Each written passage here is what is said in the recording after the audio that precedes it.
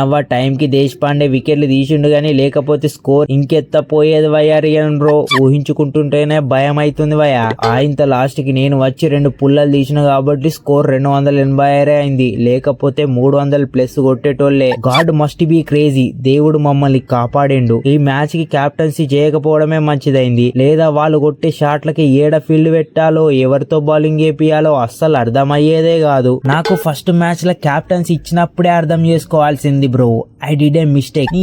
6 పోయే ball చెర్రంతా miss అయింది Cummins bro. లేకుంటే స్కోర్ ఎక్కడికో తీసుకొని పోదాం అనుకున్నా. నెక్స్ట్ మ్యాచ్ ఎవరితో ఉన్నది భయ్యా? ఈసారి పక్కా 300 కొట్టాల్సిందే. LSG తోనున్నది. కమిన్స్ బ్రో నువ్వేం చేస్తావో తెలియదు. నువ్వు బౌలింగ్ బ్యాటింగ్ వదిలేసి టాస్ ప్రాక్టీస్ చేసి ఎట్లన్నా టాస్ గెలిచి ఫస్ట్ బ్యాటింగ్ తీసుకోవాలి. వాళ్ళు టాస్ గెలిస్తే భయపడి బ్యాటింగ్ తీసుకుంటారు చూసుకో. టాస్ గెలిచి బ్యాటింగ్ తీసుకునే బాధ్యత నాది. ఫస్ట్ ఇన్నింగ్స్ లా మ్యాచ్ గెలిపించే బాధ్యత మీది. సో